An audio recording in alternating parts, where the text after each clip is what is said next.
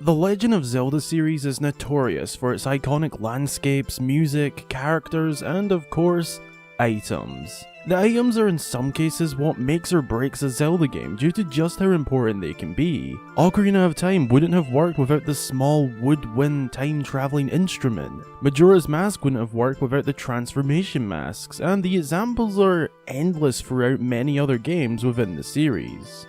They are really important to a Zelda game, and that is the main point here. Due to their importance to a game, a lot of time and thought goes into the items for Zelda games, and this has resulted in some amazing, iconic, classic items, along with some really weird and strange items. And I wanted to highlight and look into some of those weirder and more interesting items within the series. From the dark stories behind some of the masks in Majora's Mask, to magically enchanted blades with powers beyond belief, to some really odd and random items that just don't seem to have any place in a Zelda game, but somehow found their way in. So I've put together a list of the most weird, peculiar, and just downright strange or mysterious items in the Legend of Zelda series.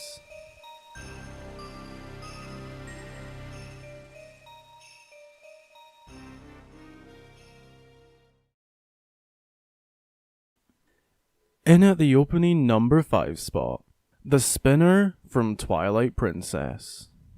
Now, some would call this item badass, some would call it a bit odd, and then there is those who would yell at the top of their lungs, Beyblade, let it rip, and go on a rampage around Hyrule on this thing. The item is literally a spinner. You hop on top of it and it starts spinning around and turns into a means of transport. The item is found within the Arbiter's grounds in Twilight Princess and plays a vital role for that specific dungeon. But once you're out of the dungeon, there is only a few segments where it is required, and at that, they aren't even all mandatory. The item itself is just bizarre. The concept is really cool, but to see this in a Zelda game was rather odd to me. But then again, Breath of the Wild got a motorcycle.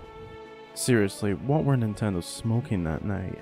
Don't get me wrong, I absolutely adore this item and enjoyed the awesome boss battle it gave us, but how does something like this come about? It's not weird in a bad way by any means, I actually enjoyed it, but it's just odd to me. Perhaps I'm just being picky, but the spinner from Twilight Princess gets my opening number 5 spot. Coming in at the number 4 spot. The Lens of Truth. This mysterious relic is one of the many unknown and mysterious creations from the tribe that very few know much info on, the Sheikah. Being the works of the Sheikah is enough to make this item weird and mysterious itself, but the Lens of Truth is on a whole other level of weirdness and mystery. This magnifying glass themed relic is found in the murky depths of the well in Kakariko Village in Ocarina of Time, and the Lonely Peak Shrine in Majora's Mask. But look behind this simple design and you will find the truth, and I mean that quite literally. If Link beholds his eyes upon the tinted glass of this device, he will see the truth behind everything. This item allows Link to primarily see hidden openings in the wall or invisible platforms, sometimes leading him to a chest or a new area.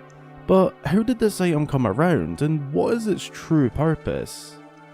The Sheikah themselves are a very weird and mysterious group, so it makes sense that their creations are too. Is there a deeper meaning behind this item? Possibly.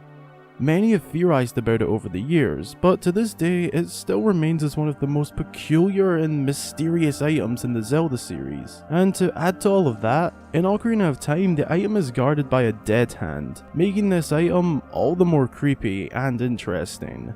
That's why the Lens of Truth earns my number 4 spot.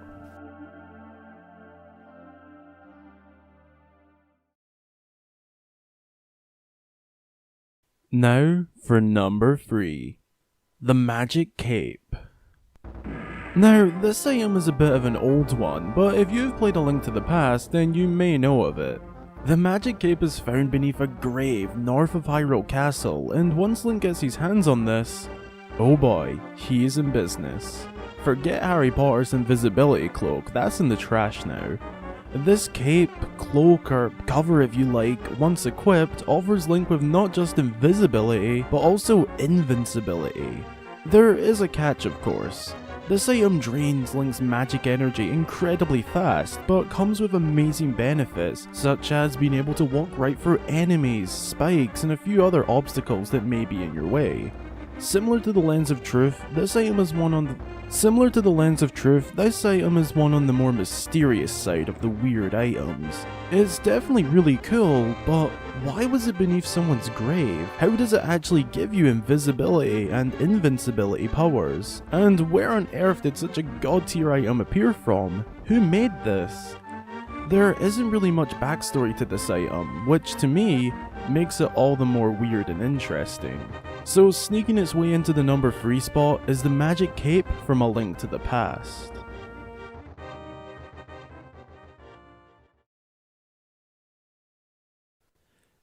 In at the runners-up number 2 spot, the Dominion Rod. Unlike most of the items on this list, this odd item actually has a backstory to it. The Dominion Rod is found within Twilight Princess, and the story behind it is through the Oka? This species that looks like a hard-boiled egg gone wrong. Anyway, this rod was created for someone known as the Messenger. The rod was used for the Hylians down on land to communicate with the Oka in the sky when in need. Fast forward many years later when the Oka and the royal family weren't talking as much.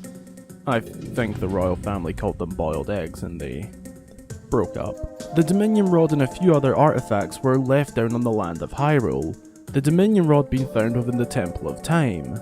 The item itself, what we are all here for. The Dominion Rod allows Link to, well, control statues. He earns this item after beating one of my all-time favourite mini-bosses, the Dark Nut. And to describe how he controls said statues with the Dominion Rod, they basically mimic Link's movements, and to me this was so wacky and fun, but odd. And also really interesting and creative if I do say so myself. Where does an idea like this even come from? And it also plays a huge role in the final boss battle, which is amazing. You get to control titanic statues to crush the boss Armagoma. The item is just so bizarre to me, and I love that. And that's why the Dominion Rod gets my number 2 spot.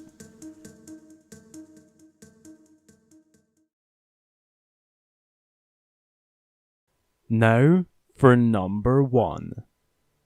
The Mask of Truth.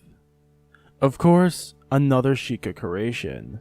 This ominous mask is one of the weirdest items on the mysterious side of the weird items and can be found within Ocarina of Time and Majora's Mask. In both games, one of the main functions of this item is to communicate with the Gossip Stones, which in itself is a bit weird, but that's just the beginning of its weirdness. In Majora's Mask, the item allows Link to understand and read animals' minds. As cool as that is, why was this created and how is it actually possible? This quite literally highlights just how mysterious and advanced the Sheikah are compared to literally everyone. To top that, the mask also had the ability to highlight hidden grottos or areas within Majora's Mask. Why did the Sheikah even need this?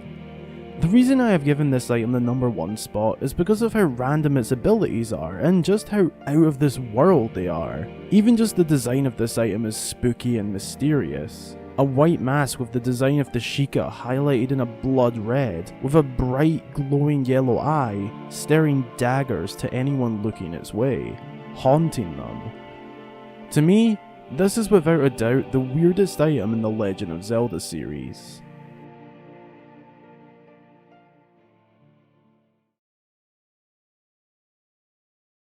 Thanks for checking out the video. I really hope you enjoyed it, and be sure to let me know what some of your picks for the weirdest, strangest, most mysterious, and just all-round odd items in the Zelda series are. As always, here are the people who managed to guess this video correctly based off the teaser I gave prior to creating the video.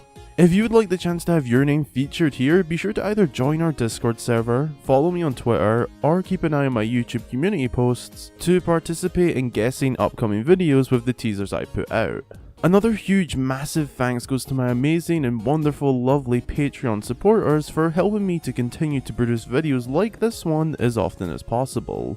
So a special thanks to Hexovian, Leonarco1, Katala, Free Sky, Daniel Kilman, Neru's Love 13 and Barky Doggo. Your support means the world to me and really helps me to run the channel. Thank you very much. One more huge thanks goes to you guys again. The support I've had on the channel recently has been absolutely outstanding, and I couldn't ask for a better fan base. Well, I consider you guys friends. Regardless, I just want to say that I really appreciate the support, the kind comments, the participation on Discord, and just everything. It's all wonderful and makes my day every single day. I'm not normally the type of person to think too much about numbers or statistics, but we're closing in on both 10,000 subscribers and 1 million channel views. That's still something I can't quite wrap my head around yet, and I have to hand it to you guys. That's amazing. Thank you. If you are active in my Discord server, you will have probably seen this. Yes, I will do a face reveal if and when I reach 10,000 subscribers. And more than likely a Q&A, a giveaway, and all those fun things. Thank you. Again, thanks for checking out the video, and until the next time, I've been Hyrule Gamer.